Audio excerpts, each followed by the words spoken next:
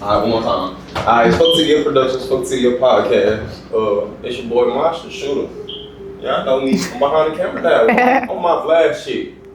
We getting money now. We rich now. You know, we got a special guest today, man. It's our first time on the podcast. First time doing. She finna do a lot of shit, man. So y'all finna be seeing her a lot more. Y'all For know sure, what's for going sure. on. Who we got in the building today? We got ERIN, or you can call me Miss Divine. Miss Divine from Divine Dollar. How you doing? How you doing? Okay. Boom. You ain't never been a fucking city of productions, have you? No, first time. Enjoying it already though. Definitely enjoying it. People, man. Cool, dude. I swear to God, I'm definitely enjoying it already. Only been, what, 10 minutes? 10, 15 minutes? All right, since you ain't never been here before, we finna run it through the basics. And then we gon' get on your bumper a little bit, you know what I'm saying? And Ooh, the okay. new event that you got coming up. So, we gonna start off with, who is you and what do you do? Well, like I said, my name is ERIN. You can call me Miss Divine. Right now, I am a fashion stylist. Divine Dollar, she does a whole bunch of different fashion tips. I do like, what's it called? Different packages of like Divine event looks. I personal shop. I'll do a closet audit. We'll go through that closet and see what you got going on, what we can throw away, not keep. That's what I do right now. That's what I'm trying to get into mostly. I definitely come from healthcare though. I'm a certified phlebotomist, so I got a little stuff under my belt when it comes to that. But we doing something new with the fashion industry right now. Okay. So you in the fashion? For sure. Flashing lights. I lost my kids. Okay. Where are you from? And how was just childhood growing up? I'm born and raised St. Louis. I'm definitely a 314 baby. Life wasn't bad. Life wasn't bad at all. I wasn't lower class, but I also wasn't high. It was a normal childhood for me. Cousins, go to school, play. I was in activities, dance. I definitely stayed busy. Did your parents growing up, or did your grandparents raise you? My mama. Shout out to my mama, because that lady did it all, and it definitely wasn't easy. So definitely was raised by my mom. My grandma helped a little bit, but we're gonna shout out Big E for this time. She did her thing with me. And did you have any siblings? I do. I'm the only child on my mama's side, but on my daddy's side, we got a couple things going on over there. You know. Got a couple things going over there. I got 2 sisters and a brother, but shoot, it was still the same. I know my siblings. We all know each other. Okay. And how was you as a kid? Like either like in school, growing up, middle school, or high school? Like was you a class clown, a smart person? You know what I'm saying? You know what I'm saying? Like I'm gonna say the thing came off. I'm gonna say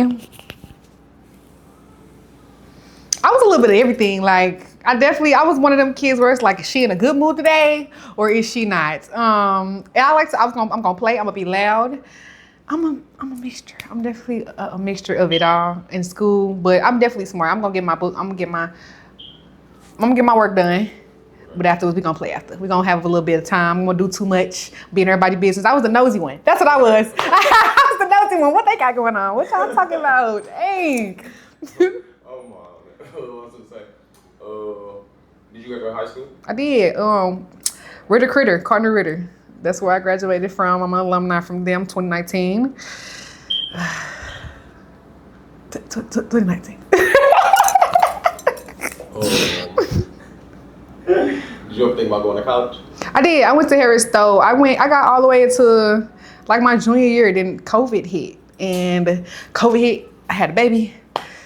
That was kind of what that was. But I don't really think college was for me anyway. Just because what I wanted to do, I didn't really need that. So I kind of cut it short, so I don't gotta get into more loans and all that stuff like that. We're gonna cut that short, but definitely enjoyed the time at Harris Stowe for the time being when I was there before we went virtual and everything. So do you feel like college is overrated, or people should go to college to experience it, or you feel like it's just like a debt for a trap? Or you feel like people still be needing that just to talk to people, the different, you know what I feel like college is an experience, so I feel like freshman year gonna tell you whether you need to keep going or you want to just go ahead and stop it right here and now. I don't think it's overrated. I just feel like based on what you want to go for and the major that you're trying to do or what you're trying to do in life, it definitely depends on that. I'm just not a fan of wasting money for no reason. So I don't know. I'm not against college, but do what's best for you. That's how we gonna keep it. Okay. Okay, so you say you got a child. Okay.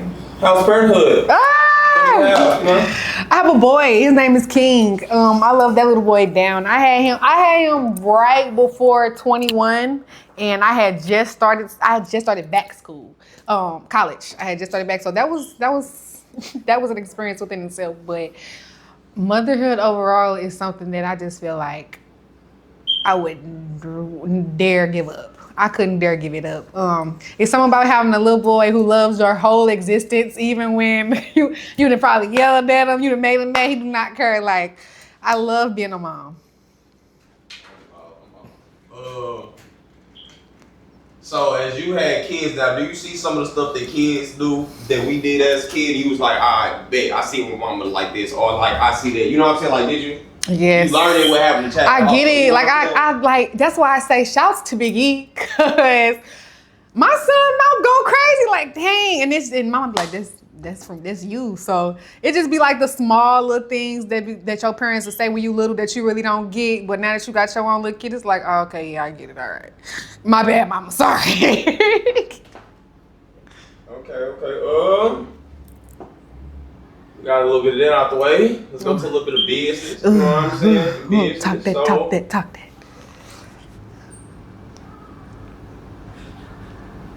Okay, how did your journey start? Oh. And what was the moment that you was like, damn, fashion, I want to do that? You get what I'm saying? Because like, even me as a kid, right? The age you said, you know what I'm saying? So, you know, we had basic cave, you know what I'm saying? We still had cave, you know what I'm saying? We get to play it outside, you know what I'm saying? So certain stuff like that, like I know you watch Disney Channel probably and shit, like different shit like that. So Raven been styles and shit like was like little shit like that, and like, you know what I'm saying? Just every day growing up, or like what was the inspiration behind you wanting to get into fashion? It really didn't start when I was younger. Like I said, I wasn't rich, but I wasn't poor either. But this when it came to like clothes and buying them, it was on a need basis. Like if I wanted to buy something of mine, like I started buying my own stuff when I started working at 16. So that's where all that came from. Fashion didn't hit until I kind of like got a little grown and really wanted to try out different styles with myself. But it really hit 23. I was in a bad place. I was in a real bad place. I had dagner lost everything. And especially when it kind of came to clothes, it was like, okay, I don't have this. I need to match this with this. But it just wasn't clicking for me. Like the fashion statement wasn't clicking for me. Nothing was clicking. So I went to church. And I cried and I talked to God, and I just kept hearing divine. So it stuck with me. It just stuck with me, and it wasn't letting go. And so I kept thinking about it, and I kept going through my clothes, just saying, okay, well, what can I do to spice myself up a little bit? Like, I don't want to look like everybody else, but I still want to try, a little new things. But the more I kept playing with it, the more I also realized, like, stuff that got expensive. Like, now that I'm grown now and I buy my own stuff, from going to being able to buy whatever shoe, whatever purse, whatever, to like, dang, hold on. To buy a shirt, $20? Like, dang. So then I was like, okay, cool. I want to target towards more women who are like moms, like me, can't afford because we either got to buy stuff for our kids or we still got to work. Or I was targeting more so the women. So I'm like, okay, let's make this fashionable, but feasible, you know? Let's make this being able to be affordable. So that's where it kind of clicked to me in 23, is where that whole ordeal came from. Okay. So okay. Do you remember the first piece that you ever tried to make? Yep, it was Mother's Day. Mother's Day, I want to say 23 a little bit. I had ended up dyeing my hair orange, and I went to I forgot what store, but I went to some store, and it was typically out of my norm, and I just put a piece together, and I posted it on Instagram. that post right there, it made me, it's okay, cool. I'm doing a little something. Okay, look good. Okay. So if I can remember, if it's on my Instagram, but it's like orange hair with some baggy orange shorts, look cute little crop. But that was just the start of it, just testing it out to see like, where can I go with this? What can I do differently? Everything is a test, frankly. Everything. Okay, so what's one of your biggest accomplishments so far?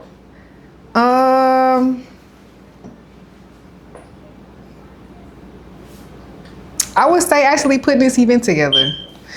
It's an accomplishment even just getting it started because I'm learning the back works of it. Like, you know how you go to an event and you see all these vendors or you see like all these extra pieces added to it. It's like, dang, this look good. But not really knowing how it got to that point. I'm feeling very accomplished about that because it's hard. It's very, very hard. Just like knowing, having your right stuff, making sure everybody still feel pleased. But, you know, you're not just kissing people's butts around here, but everybody still pleased, still want to be able to get taken care of. But that's my biggest accomplishment right now, just doing something out of the norm. And the event she talking about is the Juneteenth. Yeah. June 19th, man. Y'all know what's going on. Pull up, pop out, please, show love. Please. I don't gotta say the bullshit at home because it's all love. It's Juneteenth, man. It's like, why not want to love on your people? Why not? Food vendors, man. Kickball, sack races, relay race, tug of war, photos, drinks out there. Man, we lit all day from 12 to 7 p.m. Your boy Master Shooter will be in the building, man. Y'all know what's going on. Please come out. Fuck the city of production gonna be in the building, man. We all popping out. We showing love, man. Fly gonna be on the left, man. So talk about it. What makes you want to do this and everything? It started off as something so small. Like, you know how you want to do something with your people, and it's like, hey, let's have a game day. Let's do this. Let's do that. Well, the partner that I'm doing this with, Gino Marley Exotics. Shout out Gino Marley. Shout out Gino Marley. He was like, shoot, let's do it big. Like, let's really make this into something. So that's where that kind of came from. I wanted to do something small, just hang out with my people, my cousins, family, friends, but it was really like it was a Gino Marley thing to make it as big as it was. Or it's gonna be, let me say. Okay, and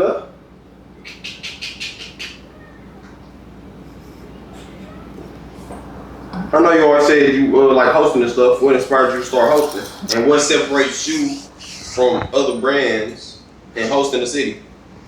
Well, first thing, I started off hosting at my house. I think like one of my first events was like a Valentine's Day, and I like bringing the people that I love around so we can have a good time. Whether we could drink, we could play some games, talk a little bit of stuff. Like I like doing stuff like that. So that was my first one, and then I think I had ended up doing another one the year after. But the more that I like to put stuff together. I like to have control around here, actually. Let me put it together. You just come, you just bring your stuff, and we'll kind of go from there. But when it comes to me being different from the other hostess out here, I really think it's just, it's my personality. I'm not gonna lie. I feel like it's my personality. It's the way that I interact with people. I will accommodate every chance I get, because I know like right now times are hard and people kind of just want to do stuff to have a good time, feel good. So other people, I can't really speak on those exactly, but I feel like what I've noticed, other people are more so focused on the revenue that comes in, or, you know, just. So basically go back to customer service, man. Yeah, like I really do care about how the people feel from whatever I'm doing. Like, let me know. So when I do this again, it could be fixed. Or when I do this again and you come, it could be fixed. And you like, oh, okay, cool. She heard what I said. She received the feedback. Like, I always want feedback, good or bad, every time. Okay, and what about you, got? What advice would you give to an upcoming entrepreneur? Keep going. Keep going, because it's definitely going to be hard. Like, when you feeling like, where is this going to come from? Or how am I going to do this? Or when it's going to pop off? Like, literally keep going. Or it's the littlest of the little. Do something every day towards your business that'll make a big difference later on. That's what I definitely say. Okay, boom. We finna go to a little segment, whatever. We finna do a little either or, but we finna do it based off your event. You know what I'm saying? So I'll typically on the number, you know? Okay. You know what I'm saying? Tug of war or kickball? Kickball. Who's more competitive, men or women? You can't say both. You can't say both. I can't. I think it's equal balance, depending on the game. Okay. Who brings the best energy during field day? Girls. Every time. Crazy. Girls every time. Girls don't care. Us females, don't let us be having a good time and or competing for some stuff. Oh, please. It's girls every time. What song would you play to get the crowd instantly lit? That's hard. Right. I love me some Bunna, so we're gonna do Bunna Summer. I ain't gonna lie to you. I love me some Bunna B. You gonna do food first or you gonna do the games first? Let's do games first. Work up an appetite.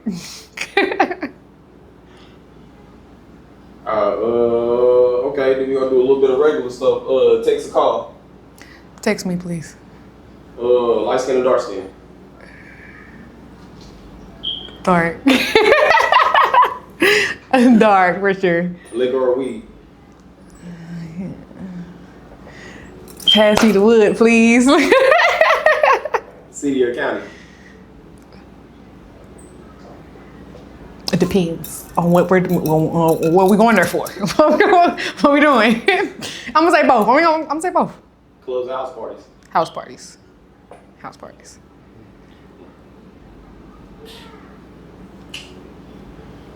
A nigga with money or a nigga with a big dick?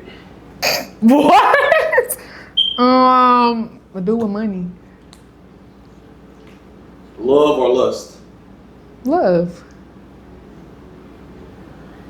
White liquor or dark liquor? Oh, none. We're gonna go light. Flats and regular or dress up shoes? Dress up shoes.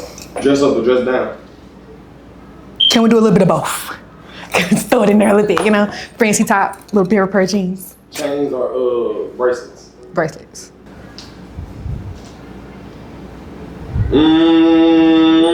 Okay, boom, okay. What's the hardest part about planning an event? Communication. I swear to God, you don't know. Oh, it's blowing me right now. I be understanding life having shit do be happening. Just communicate. Just say that. If it's late, just communicate that. God, Just that, like, they'll read your message and then it'll be it. I guess, okay, just say something. Like, that's the hardest thing ever. If you can communicate. Okay, what kind of vibe are you trying to create for the city? I'm trying to do like black cookout. You with reunion with your family. Like, I really want everybody to just come out and have a good time. Like, please leave the BS at home. Like, that's like tag of the whole thing. Leave the BS at home. I want y'all to feel good. It's gonna be business out there. It's gonna be tattoo artists out there. Like, get a tattoo, guys. Like, if you feeling no way. But I want everybody to feel like they with their cousins.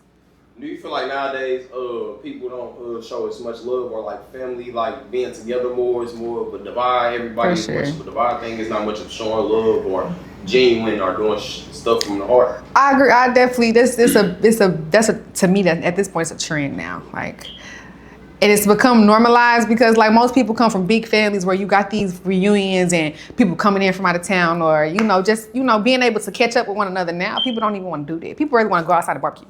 Like how people said, motherfuckers be straight forgetting we the new adults.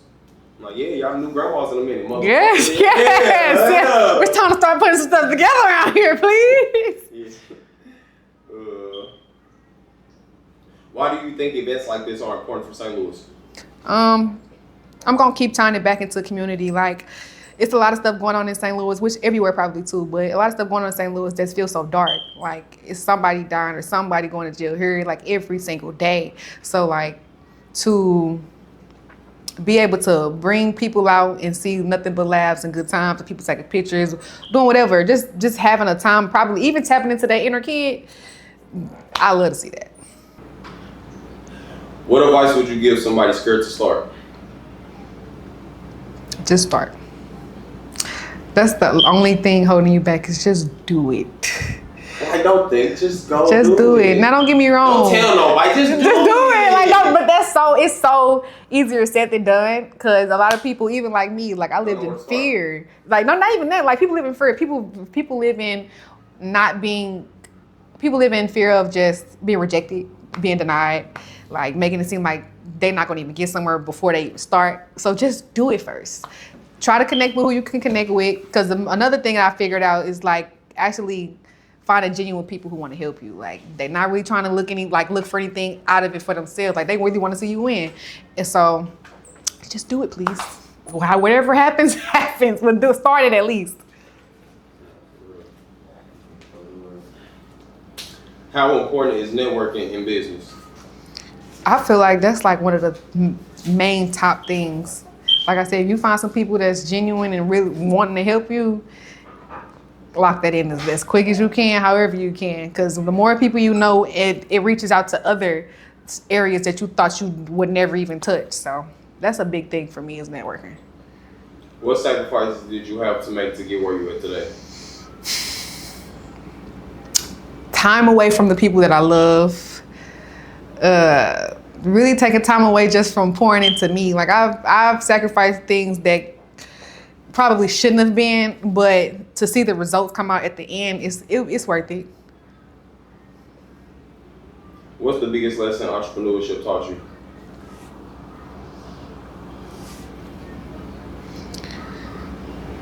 Stay focused on one thing. Because our minds can get to a point where it's like, okay, this not working. Like I said, you'll start it, but you got to keep going. Don't wait a month. Don't do a month or two. Like actually keep it going. Focus on one thing. Put all your time into that one thing. The more you put more time into one thing, it helps you bring it to helps bring the vision to life. But if you got your head in this and your head in this, it's dividing your time now. Just keep it focused on one. What kept you going when things got hard? I'm not gonna lie to you. My partner, Gino Marley Exotics, great friend. Like I ran into him and he taught me like, hey, I know it might be hard. I know it might feel hard, whatever the case may be, but you straight gotta keep going. So I would say him and then a lot of my family and friends, a lot of them, because they see where I came from, how I grew up. So those two people, for sure, those two areas, yeah. So speaking of that, did anyone doubt your vision when you first started? No. I mean, if they did, they didn't tell me. But no, I have a lot of people in my corner just be like, do it, because they see the potential. Like, if anything holding me back, it was me. Because I was scared. I was scared of the rejection or scared of, people not messing with me or whatever the case may be. But nobody ever said like, nah, that's not going to work. Now, they might have said, come up with a plan, be just case. But go ahead, go for it.